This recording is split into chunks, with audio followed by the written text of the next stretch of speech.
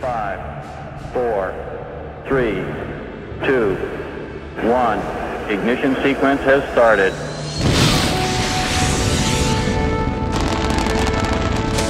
Liftoff. We have liftoff.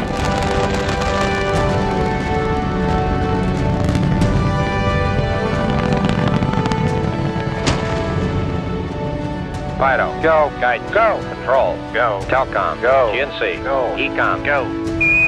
The Eagle has landed. We copy you down, Eagle. It's one small step for man, one giant leap for mankind. In the beginning, God created the heaven and the earth. And God said, let there be light. And there was light. Okay, Houston, we've had a problem here. Say again, please. Houston, we've had a problem. And it's been a long way, but we're here. Okay, are you guys ready? Here we go. It might sound corny, but the view is really out of this world. I believe that this nation should commit itself to achieving the goal before this decade is out of landing a man on the moon and returning him safely to the Earth. No single space project in this period will be more impressive to mankind or more important for the long-range exploration of space, and none will be so difficult or expensive to accomplish.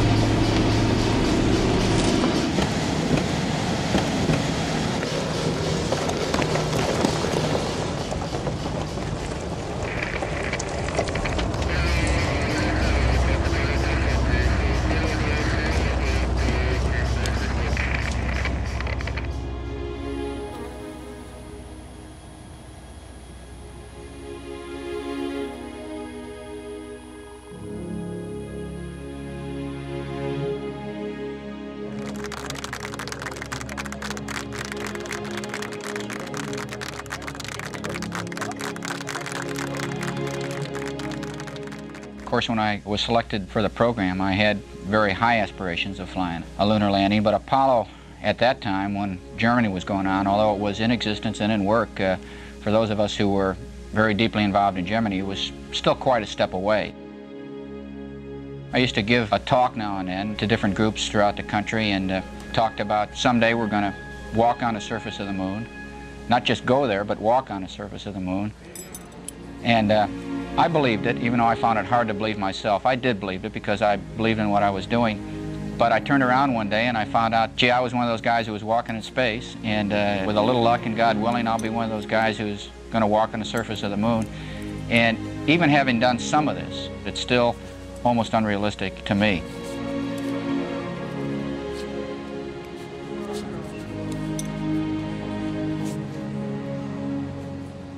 In spite of the fact that I've had a chance to fly a couple times and I've been close to the moon, I haven't made that moon landing, and believe me, it's no easier today than they were in the past, and certainly they're not for a crew who's never made that lunar landing before.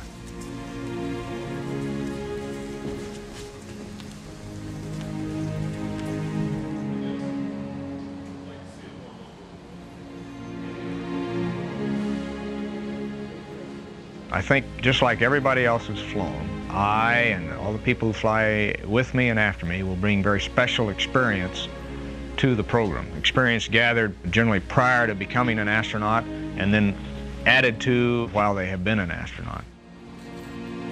My experience just happens to be in the field of geology, and in particular in the observation of materials of the Earth as they exist in the field. That's what basically a field geologist does. In the case of exploring the far frontiers of space, a geologist has an advantage. It's because that's his livelihood and that's what he's been doing most of his life.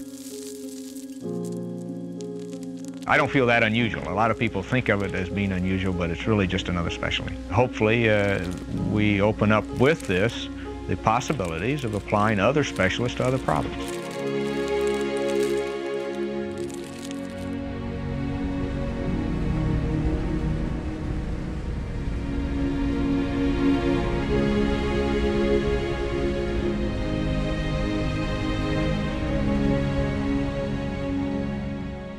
Apollo 17 is what we call a J mission series, or it's a follow-on to Apollo 15 and 16, where we really sort of change the capability of the spacecraft. We have more payload on this flight. As a result, we have quite an extensive and heavier scientific package in our spacecraft, which of course means it takes a longer time to deploy it, to set it up, to get it working. With that in mind, and to spend additional time on exploring the geological finds we hope will be in Taurus Littrow, our landing site, we hope to spend a little bit longer time on the lunar surface.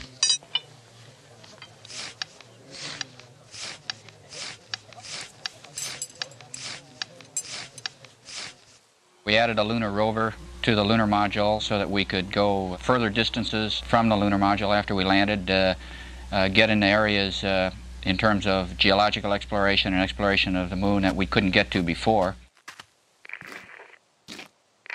We've been training for about 12 months, maybe slightly longer than that. It's hard to remember once you get involved in this thing how long you've been working on it. But of course, the training for any spaceflight mission begins several years before that. And for me, I guess the concentrated training for spaceflight began with Apollo 15 in the December of 1969.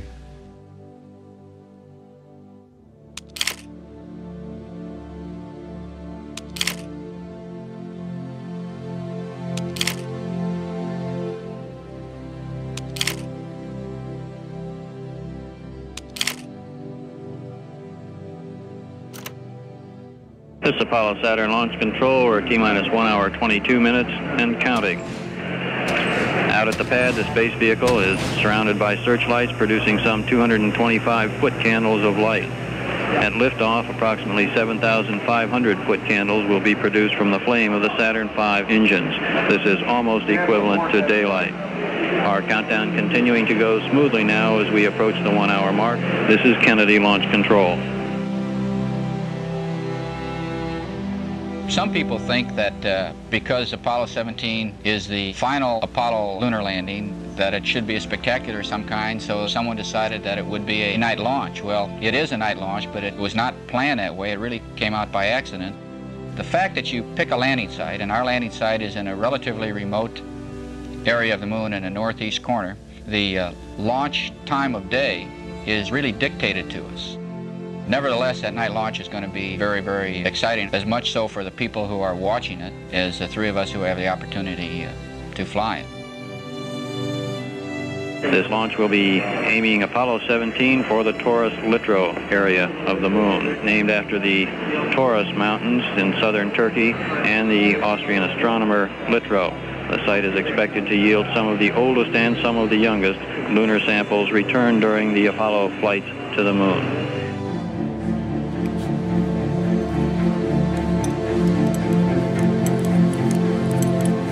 Have a chance to complete this first phase of lunar exploration.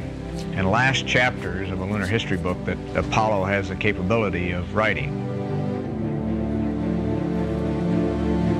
We won't know it for 50, 100 years, but some of the things that we are finding that were completely unexpected, that we didn't plan to find, will almost certainly be the most important things in the eyes of the history of science, and very probably in the eyes of history of man.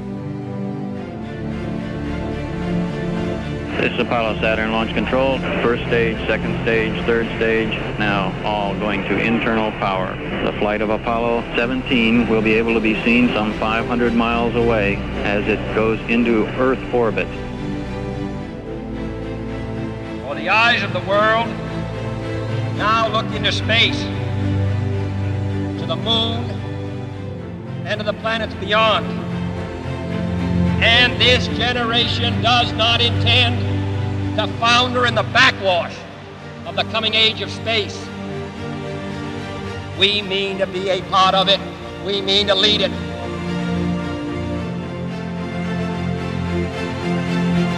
Entering the final phases of the countdown, various elements of the team reporting in with their go, no-goes for launch. First stage reporting they are go. Range safety, they are go. Launch director Walter Caprian has given a go for launch. Apollo 17, the launch team wishes you good luck and Godspeed. Go music, go. Staying on. 25 seconds and counting. We are still go. There you go. 20 seconds. Guidance alert. The guidance system now going internal. 15, 14, 13, 12, 11, 10, 9, 8. Ignition sequence start.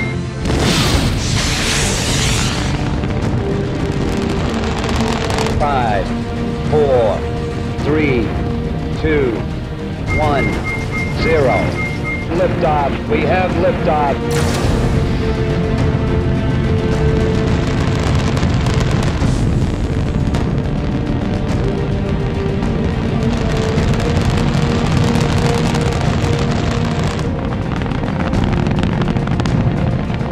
And it's lighting up the area. It's just like daylight here at Kennedy Space Center as the Saturn V is moving off the pad. It has now cleared the tower. There goes the tower. Man, there she goes. Roger the tower, you're going right down the pipe, 17. We're in a roll, Bob. Roger, Gino, looking great. Thrust good on all 5 engines. Okay, 17 is go. Roger, 17, you're go. First stage looks good. Altitude 1.1 miles. Mark, mode 1 Bravo. Roger, 1 Bravo. Roger, Gene, you're looking great. Right down the line. 17 Houston, your times are nominal. Nominal times. 8 plus 36 and 9 plus 20, Roger. Let me tell you, this night launch is something to behold. Crew will experience maximum G-forces of about 4 Gs at shutdown. Stand by for mode 1 Charlie, 17. Coming up on first stage shutdown.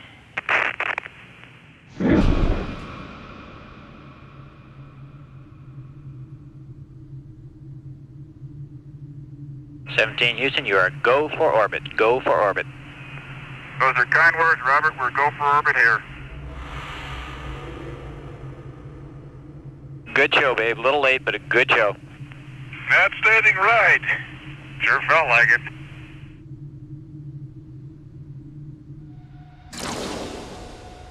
We've confirmed Apollo 17 is in a near nominal orbit.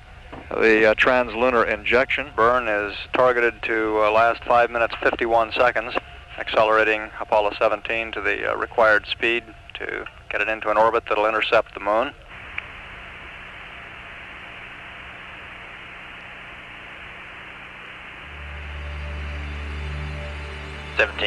You're looking great on a final status check here, and you're go for TLI.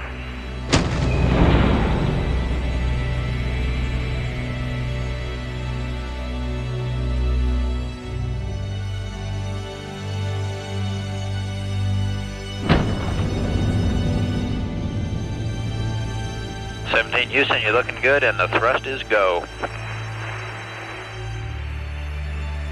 Booster reports the thrust looks good on the S4B. The velocity increasing, up now to 26,000 feet per second, beginning to climb ever more rapidly. This burn was initiated at an altitude of about 97 nautical miles above Earth. When finished, the spacecraft will be at about 150 miles above Earth and on its way to the moon, some 213,000 nautical miles away.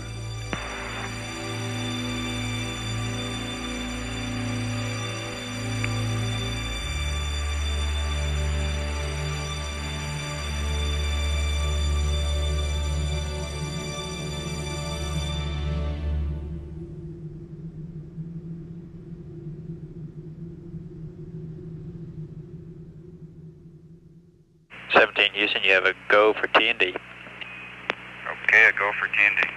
Okay, what do we do? Okay, we are maneuvering Houston.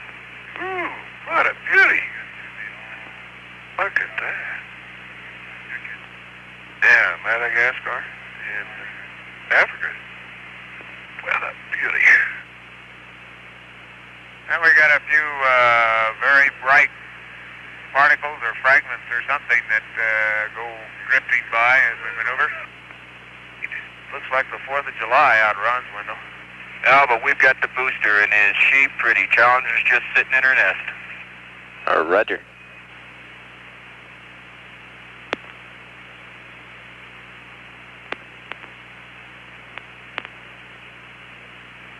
I can't tell you too much, Bob, from the center seat other than Captain America is very intent on getting Challenger at the moment. Yeah, I'm coming in a little slow, but got plenty of time.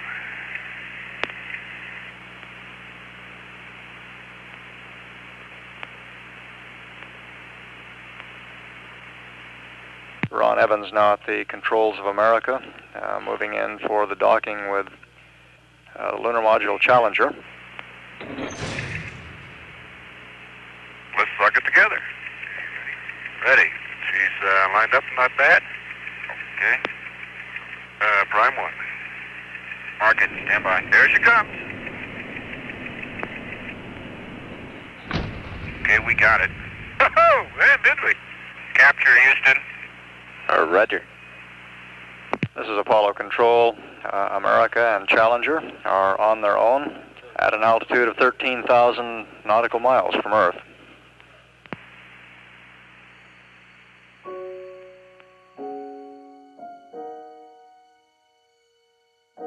"17 to us, to the crew, is probably best summed up in the meaning of our patch as we designed it and as the ideas that we put into it. We felt certainly that Apollo 17, in spite of the fact that it's the last flight in the Apollo program, is really not the end, but rather the beginning.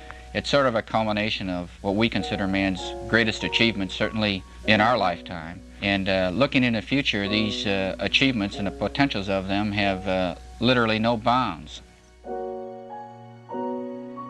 We have the God of Apollo on our patch. He represents not just the Apollo program, but mankind himself, represents knowledge, represents wisdom. And Apollo is looking out into the future. He's not looking behind. And he's not simply looking at the moon, someplace that mankind has been, but he's looking on beyond the moon and into the future. We have, along with him, up in the corner of our patch, a golden moon, sort of representing a golden era of spaceflight that we are bringing to a close now. The achievements that have happened in this past decade were not by accident.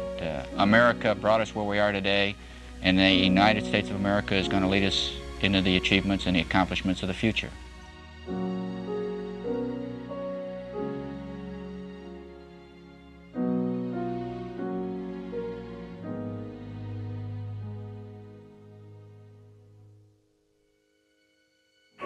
This is Apollo Control.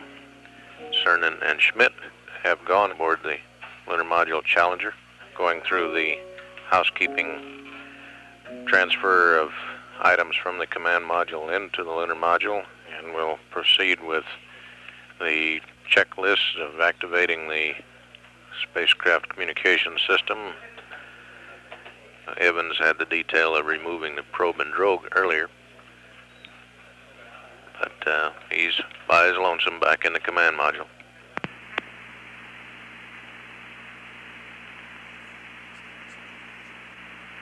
Gordy, doesn't look like I have a chance to go to church today, but under the circumstances, I guess it'll be okay. Next time he's a good father, you might have him put a good word in for us.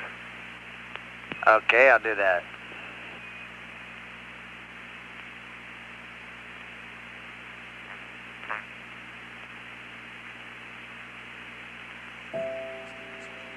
Hello, Houston. I've got the moon. Boy, is it big. We're coming in right down on top of it. Roger, that's about right. Don't worry, you'll miss it. I just want to hear you say it, because I'm going to hold you to it.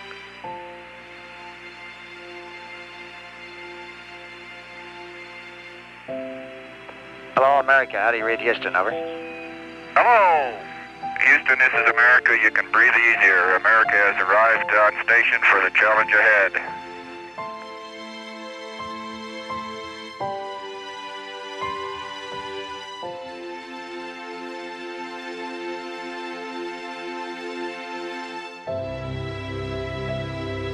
Challenger Houston, you have a go for undocking and SEP.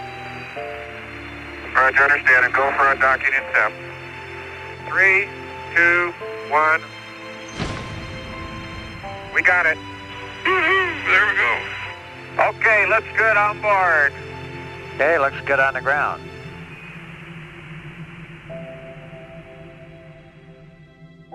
Now, the landing site of Apollo 17 Taurus Littrow is, and I'm speaking from the guy who's actually going to fly the spacecraft to land it, is very, very challenging. It's sort of a box canyon surrounded by mountains on 3 sides, and a landslide that comes off one of the mountains that has some rubble that is strewn across some of the craters just in front of where we're going to land. So from a pilot point of view, it's very, very challenging. Gordo, this is spectacular. It is absolutely spectacular looking at that command module America down there coming across the surface. Sounds great. Hey, Ron, listen, this ridge you're coming on over, just stick your hand out the hatch and grab a rock. We got the landing site. We're coming right over the front of it. Super targeting. God, we've got Family Mountain. We've got Corsa Massif. We can see the Scarp. We can see the Light Mantle. I've got the Great Cross, Camelot, Sherlock. Believe it or not, Houston, they're all there. Houston, I can even see Poppy right where we're going to set this baby down. Very good. Man, Gordo, this is absolutely spectacular. Sure sounds like it. During the next front side pass comes the moment of truth. Challenger will descend to the surface of the moon and touch down at the Taurus Littrow landing site. Okay, all flight controllers, gonna go for powered descent. Retro? Go. FIDO? Go. Guidance? Go. Control? Go. Telcom? Go. GNC? Go. Ecom? Go. Surgeon? Go. Capcom, we're go for powered descent. Challenger Houston, you're go for PDI. We are go up here for PDI. Master arm on. Okay, Houston, master arm is on. I've got 2 good lights. Roger. Oh man, are we down among them, babe? Woo. Ignition. Ignition, Houston. Attitude looks good. Roger, you're looking good here. Okay, Gordo, we're out of 11,000 at 9. And the computer likes it. Stand by for pitch over. Oh, are we coming in? Oh, baby. I'll need the pro. I'll give it to you. There it is. Proceeded. And there it is, Houston. There's Camelot. Wide on target. I see it. We got them all. 42 degrees, 37 degrees, to 5,500. Challenger, you're go for landing. Fuel is good. Here, getting close. 500. 15 feet per second. 300 feet. Going down at 5. Going down at 5. Your fuel's good. 110 feet. Stand by for some dust. 80 feet.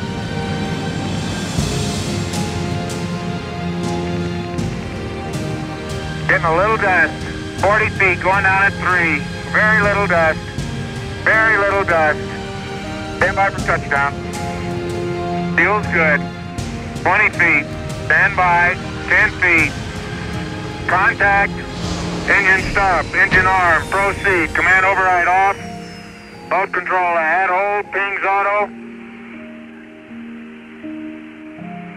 Okay, Houston, the Challenger has landed. Roger, Challenger, that's super. Boy, you bet it is, Gordo. Boy, when you said shut down, I shut down and we dropped, didn't we? Yes, sir. But we is here. Man, is we here. How's that look? Pressures look great. Manifolds right on. Ron, I had the meatball all the way. Beautiful. Jack, are we going to have some nice boulders in this area? Okay, the old camera's off. Okay.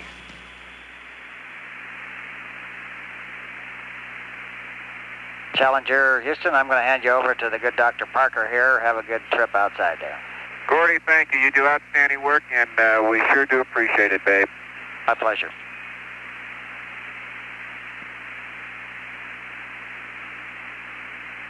I think we're getting to our favorite part here. Click, click, click. Your helmet is locked. Your visor is locked. Oh, man. Woo!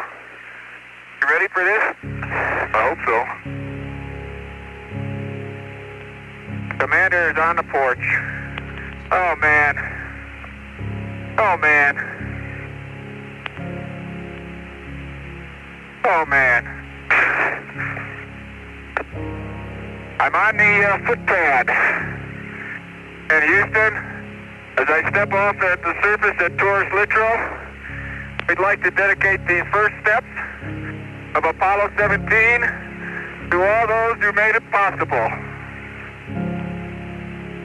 Oh my golly! Unbelievable!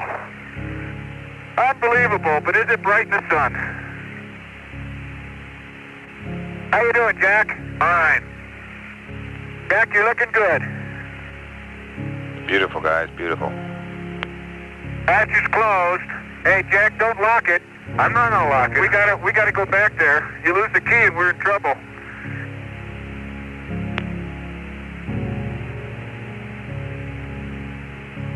Well, I tell you, Gene, I think next generation ought to accept this as a challenge. To see them leave footsteps like these someday. A geologist's paradise, if I ever saw one. I never thought I'd do geology this way.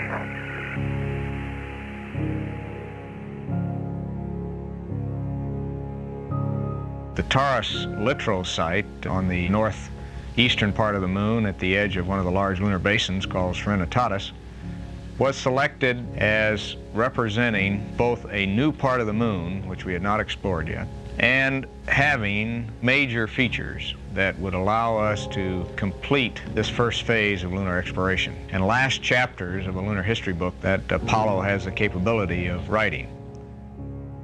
Those features are the edge of the Cernan Basin, where we have a very strong possibility of finding some of the oldest, if not the oldest, rocks that have so far been sampled and observed on the moon. And it also has the dark mantling deposit that is potentially some of the youngest volcanic rocks that we've seen on the moon.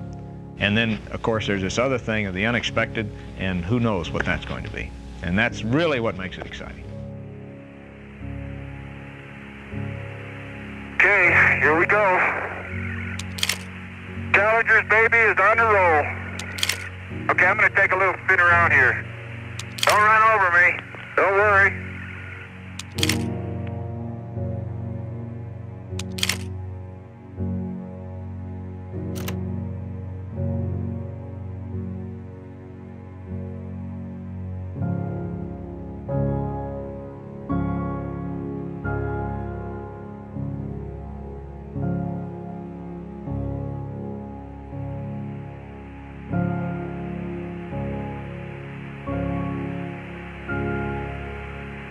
This rover's getting tested for what it was built for now.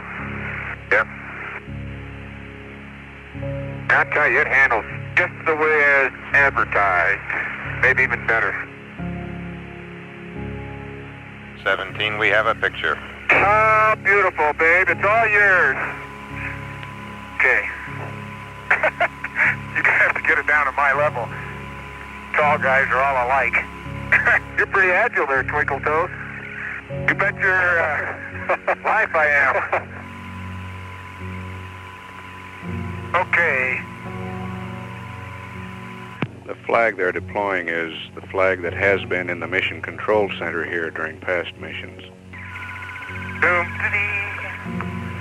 That's what it looks like it's waving in the breeze. Yes, sir. How about right there? It does wave when you do that. Yeah, but did you ever see it vibrate like that?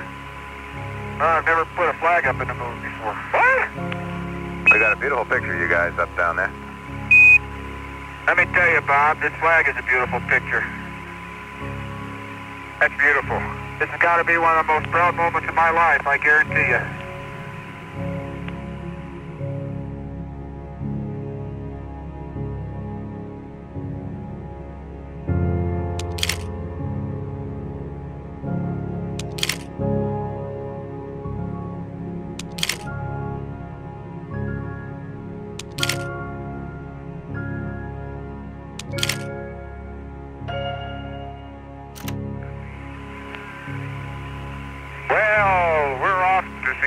wizard.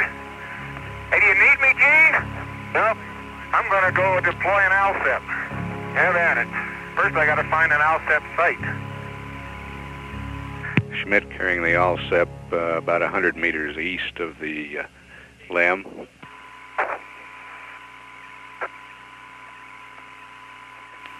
Gene Cernan will drive out to the ALSEP site in the rover.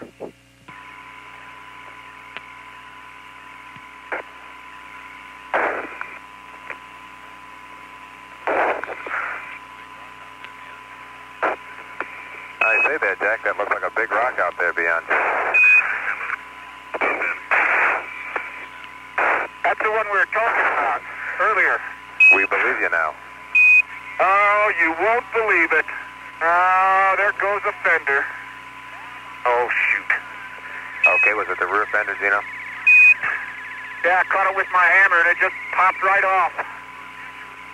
Well, if it wasn't for that fender, I'd be ready to go. Makes me sort of mad. A little piece of the rail is cracked off, and I'm just going to put a couple pieces of good old-fashioned American gray tape on it. See whether we can't make sure it stays, because I don't want to lose it. Except the old-fashioned American gray tape doesn't stick to lunar dust-covered fenders. Gene Cernan taping the fender on.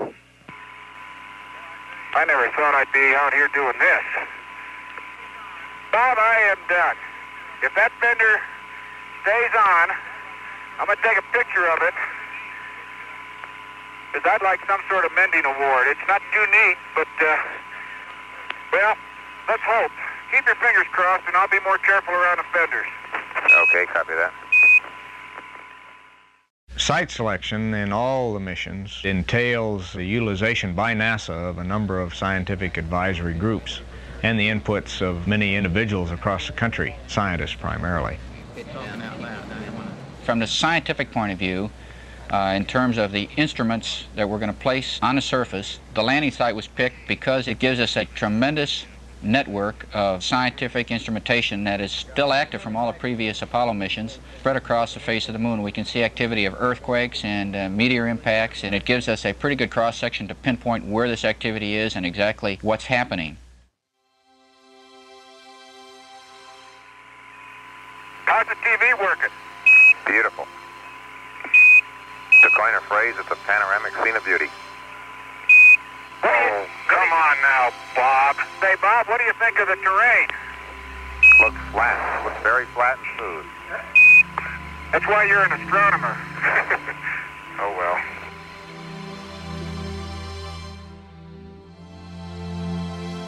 In the moon, we have a window into the very early history of a planet in the near-Earth part of the solar system. From 3.3 billion years ago back to, say, 4.6 billion years ago. That is a history which is almost totally obscured to us on Earth. On the moon, that's where lunar history starts, and that's why it's exciting to Earth scientists who have for years been trying to find out what happened to the Earth in that very early time, and an understanding of the processes that really affected the total distribution of materials on the Earth. And it's in those materials that lie our resources, and in the long term, understanding of the Earth so that we can exploit those resources and exploit them in obviously a now, I think, a much more enlightened way than maybe we did in the past, but nevertheless we must exploit them in order to preserve the civilization we're used to. That's reason number one. A little bit involved, but it is probably the primary material justification, scientific justification for going to the moon. Secondly, and equally important related to the Earth, is an understanding of the history of the sun. And within the soils of the moon, and within the rocks of the moon, the very surface layers of the moon, we are starting to see the effects of solar history on those materials. And there is no way we can get this information on the Earth or in orbit around the Earth, because what we see there is what's happening now. What we see on the moon, we can go through the record of the soil and see what has happened 100 million years ago and up to probably at least 1 billion years ago in some places on the moon. And if we don't understand the sun and how it affects materials and what the history of that sun has been as it has affected our own environment on Earth, it's going to be very difficult to understand how to preserve the environment that we now know, because the sun is still the prime mover, the the prime force for change in the environment we have to deal with.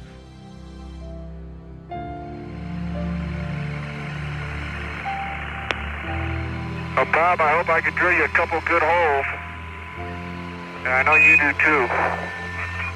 Cernan drilling 2 8-foot holes for the heat flow experiment. Hey, Bob, it's obvious that I'm going through some pretty tough stuff. Yeah, Roger, we're seeing that, Gino. Looks interesting. Yes, sir. Really working down there, huh? Oh, you betcha, man. I'm in something tough down there now. Woo! What bore are you in? Number 3. Oh, where do we find such men? If I let go of that drill and I wasn't anchored to the ground, it'd throw me over the massif. It's funny how for every action there's an equal and opposite reaction, isn't it? Hey, I've heard that before. Oh, man. Yeah, that's what I've been doing. Oh, no. Come on, baby. Now that I got it. Okay. Stay there. Okay, back. Thank you. Boy, Gino, that's what you call getting down into your work. Bob, I'll save my comments till later. Oh, me oh my. We got them 3 cores, we got the neutron flux down, and we got 2 heat probes, and an ALSEP. Bob, I feel pretty good about that. That makes me feel pretty good. Okay, congratulations.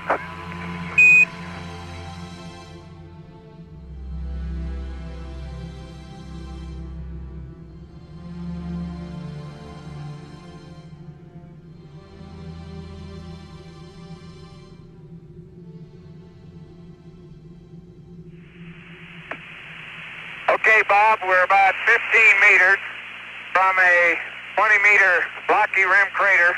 It's about 3 to 4 meters deep. Okay, I copy that, Jack. Very good. Oh, he's going slowly, though. Very slowly. Try hitting, there you go. It's coming. Outstanding.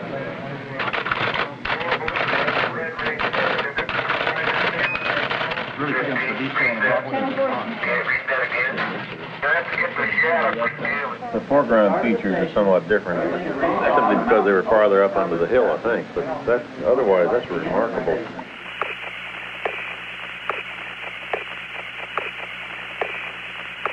If you can hook your, that's what I'm going to do. I'm going to try and get it right. Hit it on the right side. It'll go this way, maybe.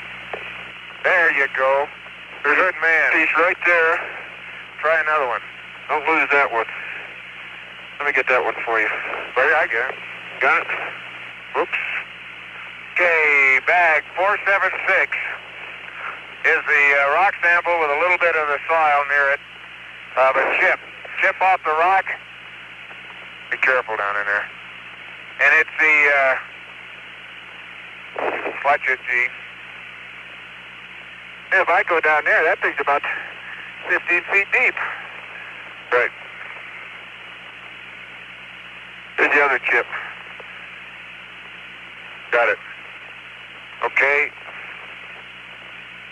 Oh, look at the dark minerals in there. Are those dark, black? Yeah, they may be ilmenite or fresh pyroxene. Give me a pressure of pyroxene. Okay, you want my bag? Jim, you better make it clear to Parker that we got to pull out. Yeah, it's 29.5 minutes from now, but remember, they left this side a little bit late. Okay, we copy that. And 17, a reminder to factor into your thinking this is only a 30-minute stop, and it's about 20 minutes remaining. Yes, sir. Well, we got to sample something. Okay. See if we can't fill this up for Christmas. You happy there? Yeah, that's good. Get your after. I'll get my after pictures. I'm going to take a close-up stereo of that contact. Definitely.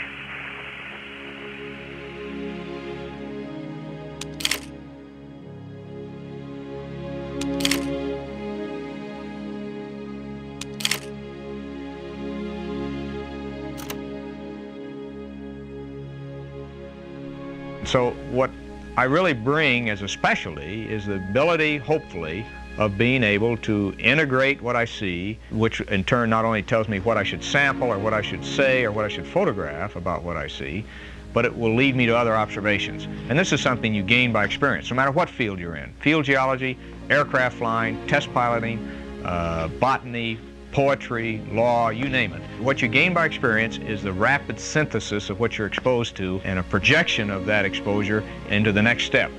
And so I don't feel myself very unusual being a scientist because we've had specialists before. And I'm really a geologist going to the moon, and we've got other types of scientists going on the Skylab program. Physicists, solar physicists, a medical doctor. We're just gradually evolving a phase of the exploration of space where we're now trying to apply specialties to the particular problems we have to deal with.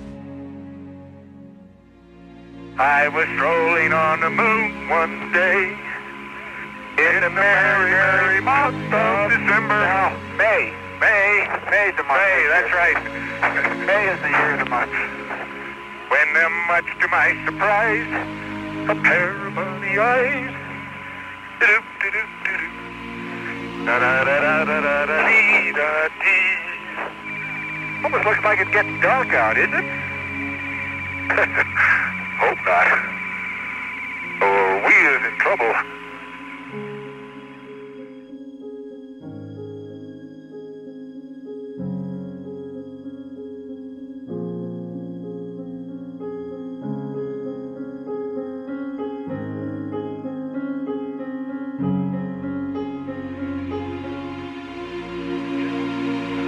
That's a pretty good day's workout, you know? You know, I don't think we need an exercise period. Man, I hate this dust. I gotta make a new fender tonight. My tape didn't hold, it was too dusty. Oh man, look at that fender. That's terrible. Okay, we'll take a look at it here while you're sleeping. Get down a little bit more and you got another 2 or 3 inches. I can't get any lower, Willie. Me buttons are in the way. Okay, keep going. There you are. You're in. Godspeed the crew of Apollo 17. The hatch is closed and locked. Hallelujah. Cabin stable, Houston. How's it look to you? Looks good to us, 17, and I'd like you to know you had a 7-hour and 12-minute EVA. I think is a tremendous job for what we might call a challenging EVA. Bob, that's no pun. It really was. It really was. I know it, man. I know it. I tell you, I really wish you guys could have been here with us. You worked as hard at it as we did, if not harder. Harder, I think. This is Apollo Control at 124 hours, 23 minutes. And aboard Challenger on the lunar surface, Jack Schmitt and Gene Cernan are in the process of getting the lunar module reconfigured, ready for their sleep period, which the flight plan calls for them to begin at about 3.5 hours from now.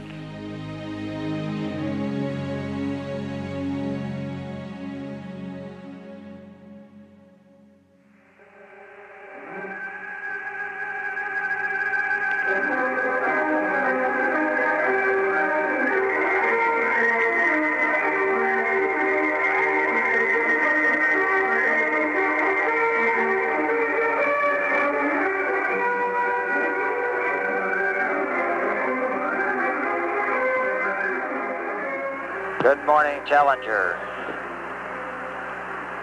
Dum, dum, da-dum, dum, da-dum, dum, dum, da-dum. How's everything look, Gordy? Couldn't look better. How's it look to you? Okay, Houston, on this fine Tuesday evening, as I step out onto the plains of Taurus Littrow, Apollo 17 is ready to go to work. Oh, what a nice day. Funny, there's not a cloud in the sky, except in the earth. Whee! Okay. Challenger, Houston, we've been working while you've been sleeping on a fix for the missing fender. John Young's been over working it out in a suit with the mock-up rover. Sounds good, babe. Appreciate it. Okay, I'll now turn the microphone over to Captain Young. Hey, Gino, this is John. Hello, John. How you doing? Oh, just fine. You guys are doing a superb job. Really beautiful. Hey, we spent some time on this fender problem and worked out a pretty simple-minded procedure, which involves essentially taking 4 of those lunar surface maps, taping them together with gray tape so that you end up with a piece of paper about 15 inches by 10.5 inches, and clamping the edges of it on top of the fender with the AOT lamp clamps. It's simple and straightforward, and the beauty of it is you're only spending about 2 minutes in the clamping operation, and it could save you up to about 12 dusting, I think, maybe. What do you think? Hey, thank you, Dave. We're going to work on it right now. Okay, hold it right there. Let me get the, okay. Think that'll stop the dust that way? Well, it'll stop some of it if it stays on. Crew is using maps to make that fender. The clamps are from the optical alignment telescope lamp. As you can see, it's only a paper fender, but the moon is real. Hold it right there while I clamp it down. Man, that's tight. I think that'll stay. I think it'll stay. Okay, The maps are configured. sounds like a good attempt, men. We'll hope it works. Does that look good to John from what he did? It looks exactly what he did, he says. We got to take a picture of that fender if it works. Wait a minute. Eugene, you're good as is. We're ready for you guys to go.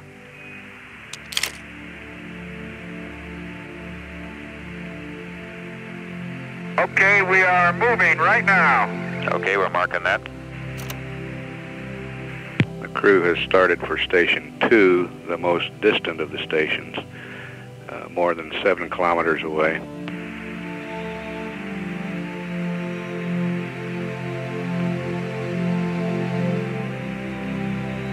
It's a little rocky out here. Yeah, it sure is. Okay, the fender fix is working so far. And I'm averaging probably 10 to 11 clicks. It's not exactly straight line navigation, but I think I can hold most of it. Roger, beautiful.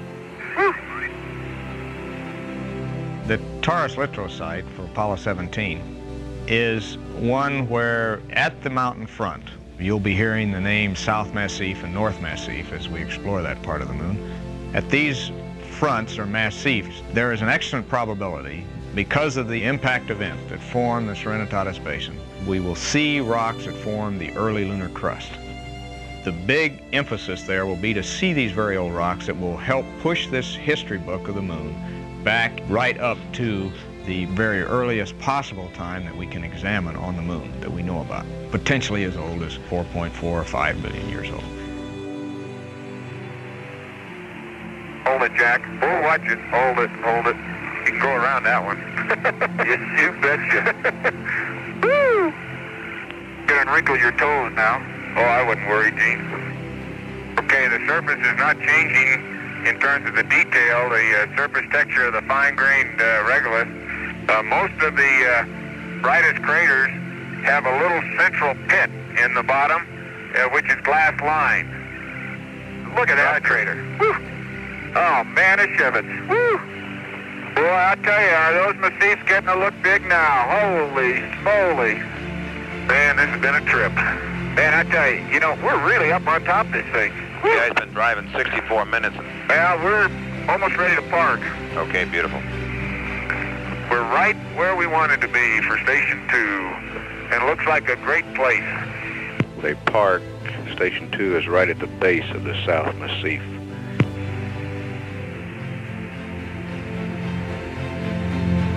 Bob, I want to get this camera fixed. Okay.